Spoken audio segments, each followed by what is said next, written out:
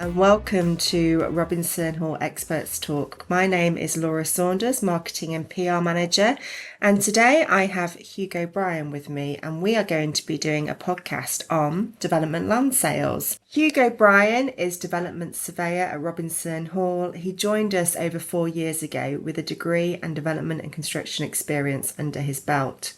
He specialises in development land sales and has recently qualified as a chartered land and planning surveyor. Welcome, Hugo. Hi, Laura. First of all, thank you for inviting me to talk on the podcast today. It's a pleasure. So I've always had a passion and interest for property, and that's led me to pursue a degree at Harper Adams University, which I'm sure many of our clients are familiar with.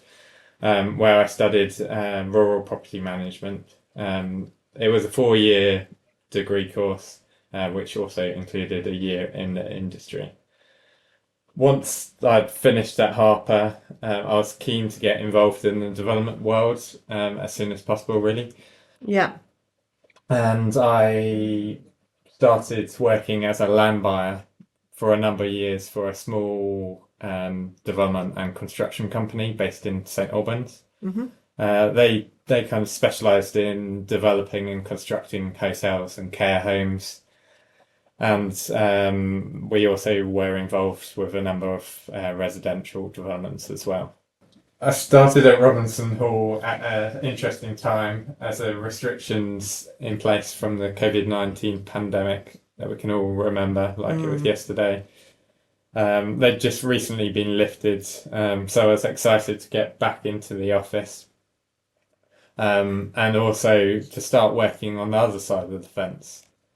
I now use my knowledge from working for a developer to benefit my clients to get better deals when negotiating terms for the promotion of clients' land for development. Is kind of development always been in your blood? Has it always been an area that you've wanted to work in? Yes, I think it all comes from the fact that I've just always been interested in property. Yeah.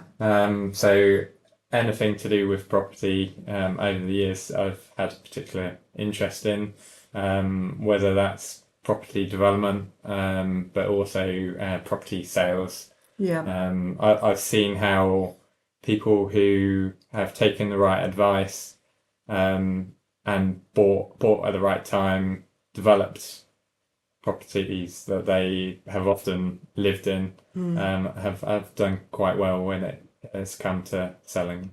Okay.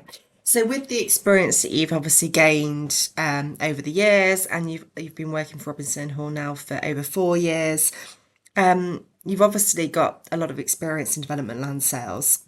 How are you finding the market at the moment?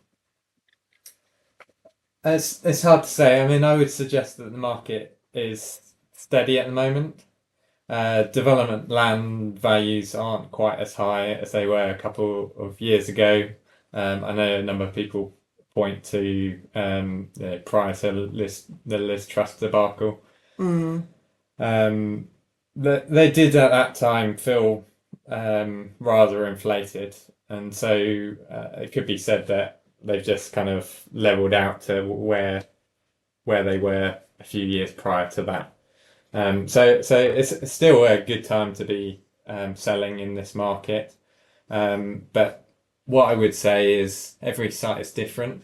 Yeah. And smaller sites, probably 40 units or less, we're seeing less demand from smaller developers. Okay. Whether this is down to inflation in construction costs, which we often read in the newspapers at the moment, but also the Bank of England's interest rate has been high.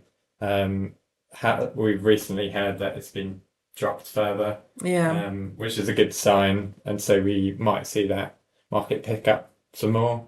But these smaller sites, we've actually seen a lot of demand from housing associations.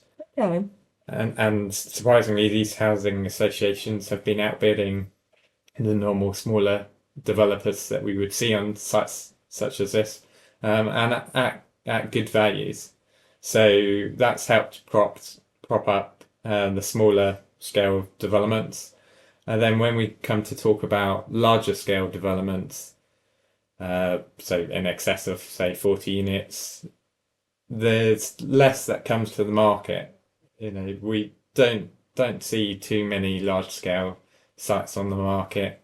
What people are quick to blame the planning process. We all know how long it takes to get planning on these kind of sites.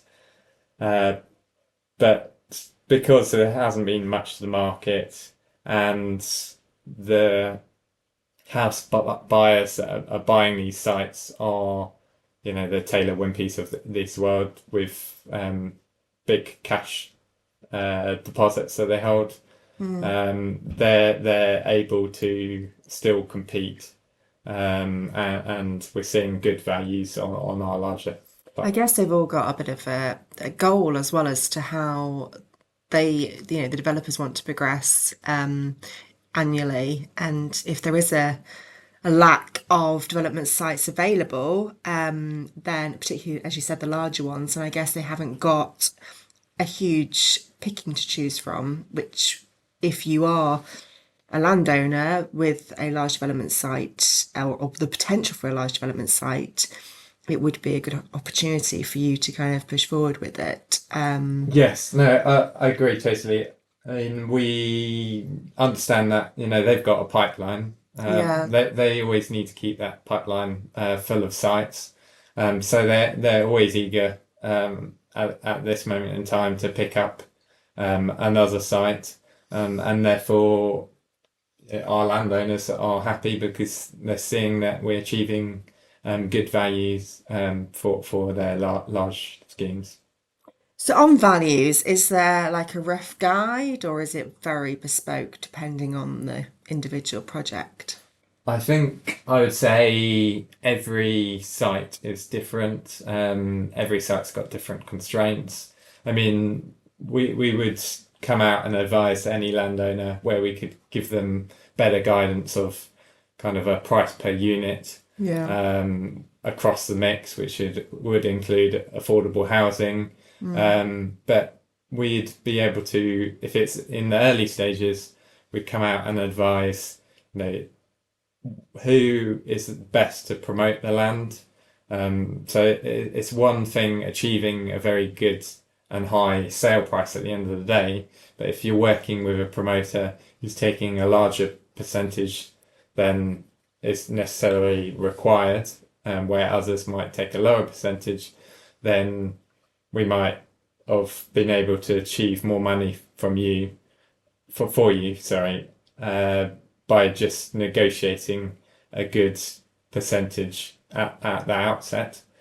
But likewise, when it comes to selling, at the end of it, we have a long list of potential purchasers that we can go out to, and we understand who's hungry at that particular point in time, where we can build up the interest for the site and look to achieve the best land value. Yeah, and obviously with our experience, we've got relationships with all the big and small developers. So you've touched on the process a little bit, but if I'm a landowner and I'm really unsure about development land opportunities available, whether my site would be suitable, just need a little bit more advice, but also would like to know the process. Can you tell me more about it? Yes, so the process, it can be often quite a long-winded process. And that's why I would often advise that if you believe that you've got land that could potentially be suitable for development, you want to start researching how to successfully promote that land, and probably the easiest and quickest point of call is to actually give us a call where we can come out and view the land which we're always happy to do free of charge initially, to give you advice on what the prospects are of developing the land, and also a kind of time frame on how long it could potentially take. Yeah. When looking to promote land, there's two common mechanisms. One is often agreeing an option agreement over the land. That's usually with a house builder who will want to promote the site to achieve a successful planning permission, but then at the end they want to purchase the site from you because they plan to build out the site. And then likewise, an alternative, which is usually more favourable for the landowner, and therefore in most cases we'd be recommending to promote the land with a promotion agreement, which involves a professional promoter whose sole job is to take the land and promote it through the local plan, potentially if it's a larger site. Okay. Whereby if successful, you would jointly market it with the promoter, and then the goodies are shared. The promoter takes their percentage, which we as agents would have negotiated on your behalf, and what percentage they're taking. But it means that at the end of the sales process, whether you achieve a good price or a bad price, both the landowner and promoter are on the same side of the fence. Yeah. Option agreements, inevitably, when you come to the point of sale, they're arguing that the land's worth considerably less than what you would probably expect to receive. Okay. And that's really the reason for usually preferring promotion agreements. There are occasionally a few reasons why an option agreement might be more favourable. This tends to be smaller sites where there's less competition available, but we'd be happy to advise. Okay, so it sounds like there's various options available for landowners that are looking to get development land. It's also worth mentioning we have a planning department. You may have listened to previous podcasts on planning. But the beauty of Robinson Hall working with us is that we do have in-house departments, as well as just development sales. We have planning, we have building and project consultancy as well, and obviously we've got our lettings guys and rural property and business. So we are available, and our experts are available should they be required for advice to run alongside your project. So you could use this for planning as well as obviously development sales advice. Thank you, Hugo. So you've touched on this already a little bit, and I guess it's like asking how long is a piece of string, but roughly how long does a process usually take from someone engaging with you and saying this is what I'm looking to do to actually completing the sale? Yeah, so Laura, as you said, how long is a piece of string? I think that's a bit accurate when we're talking about how long these planning processes can take. What I would say is, if you've got a small scale development whereby, I don't know, potentially it's one house, two houses, that might be considered within planning policy terms as like infill, depending where you're proposing to build. Projects such as that, they can take as little as 12 months in some cases. Okay.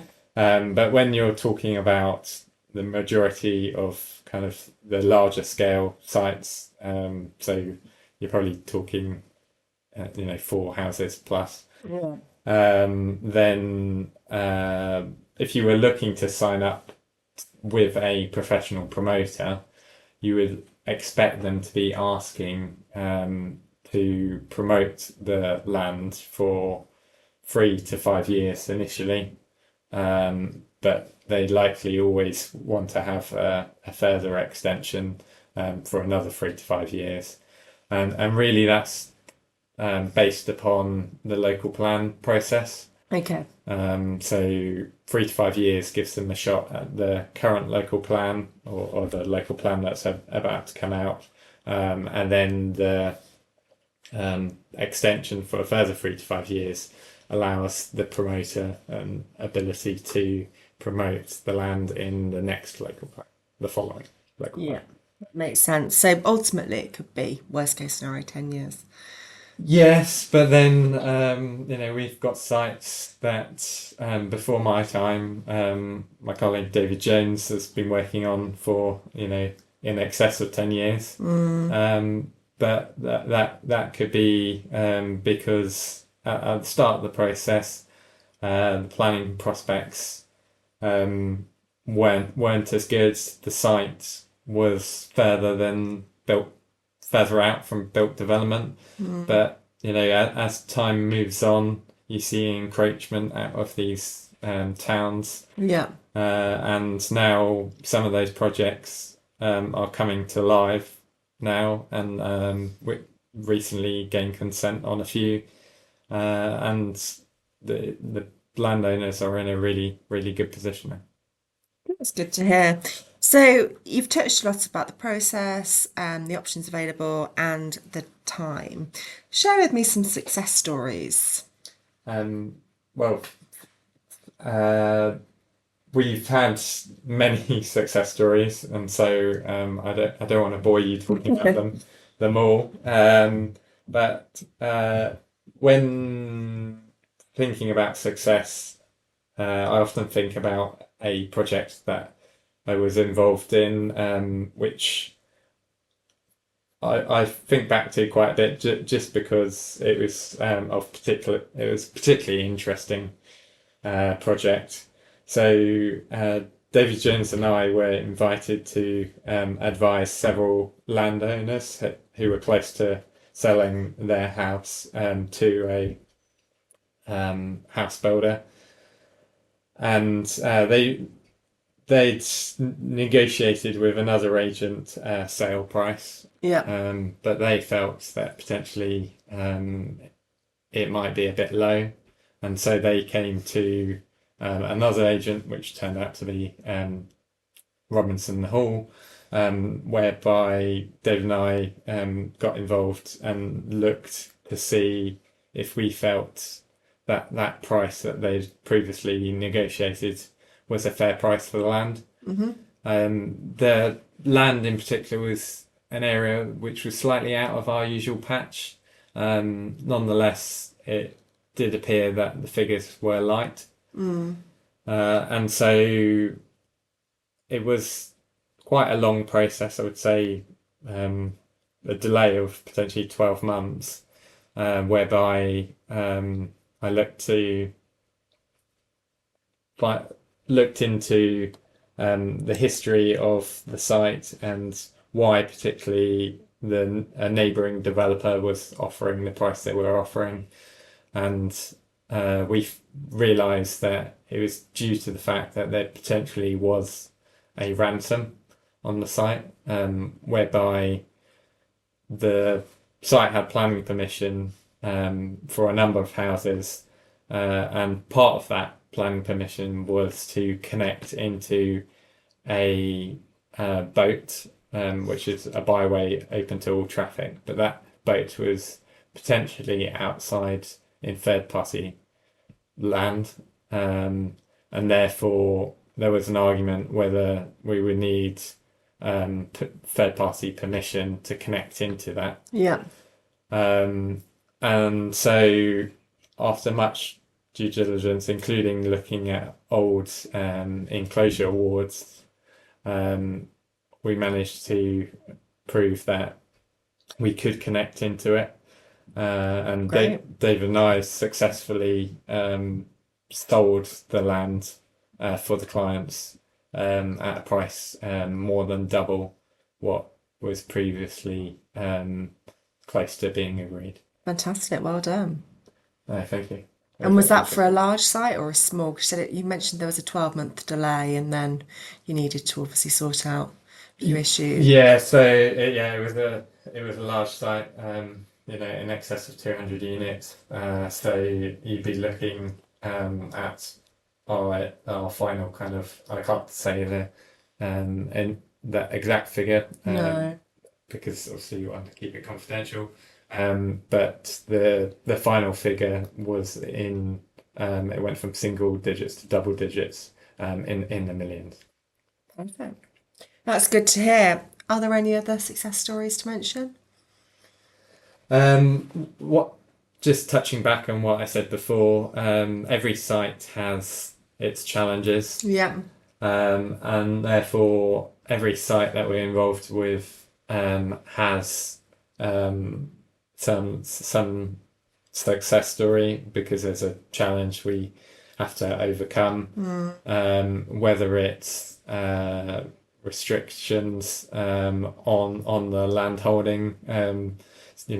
Sometimes if land hasn't been professionally promoted and the planning permission has been achieved, and then we're invited to sell the land, we have to advise the client that there might be restrictions on their title that mean that we need to do further due diligence prior to actually launching to the market to ensure that we achieve the best price. Okay.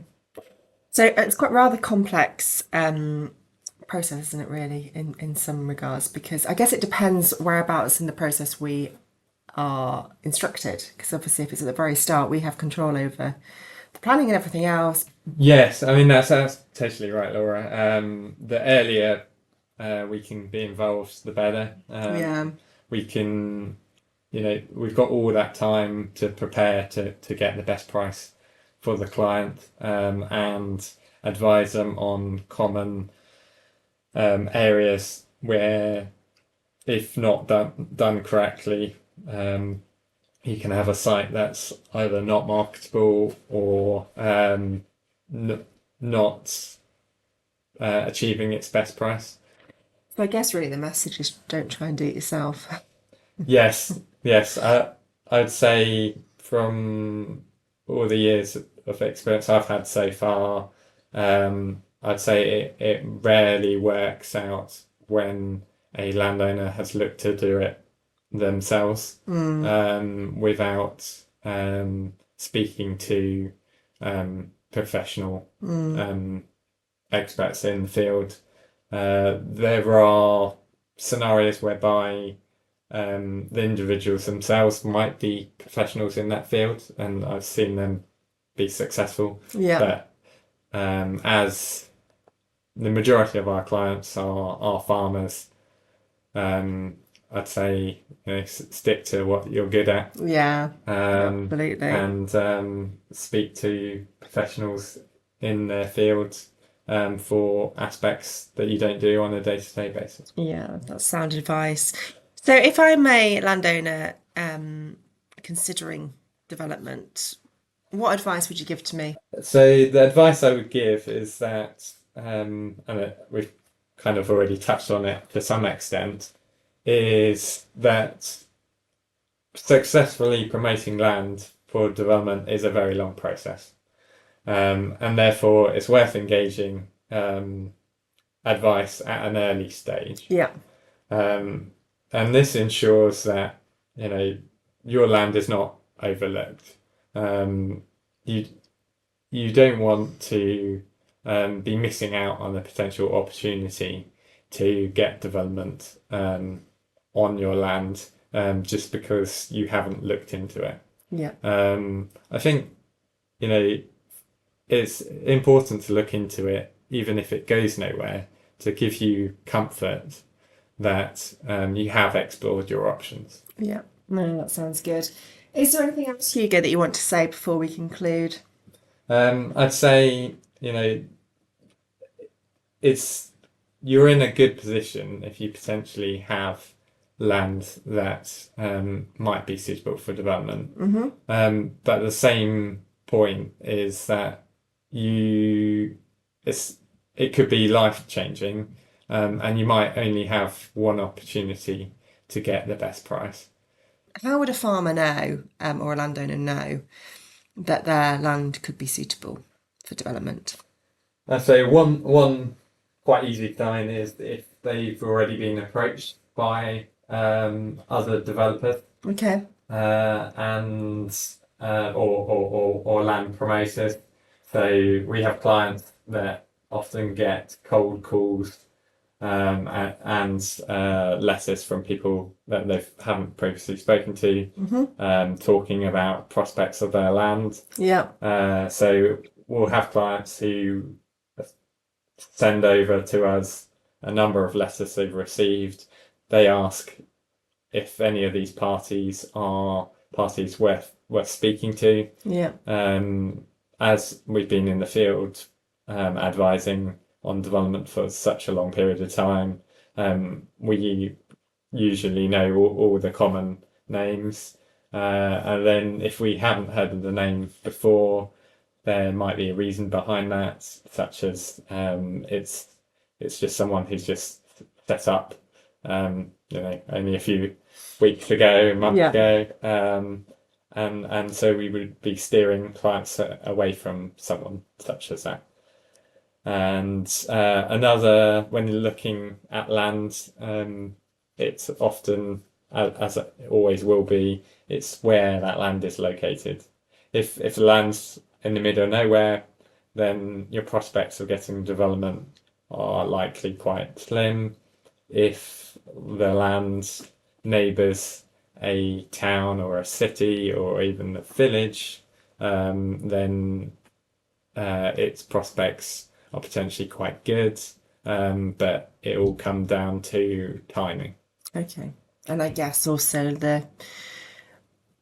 each bit of land is going to be bespoke because it'll be about access and things like that as well. Yeah. So, you could have access restraints, you could have local designations. I mean, your land could be located within the green belt. There's talks, there's now grey belt land, and so we can advise on whether your land would fit into that category now, and it's all very early days. But we have already been involved with some grey belt land, and therefore we could advise accordingly. So there's a lot to think about. If you'd like to speak to Hugo, his contact details can be found on our website on the Meet the Team page. Please reach out to him there. You'll have his phone number and his email address. I've launched a range of podcasts over the last year.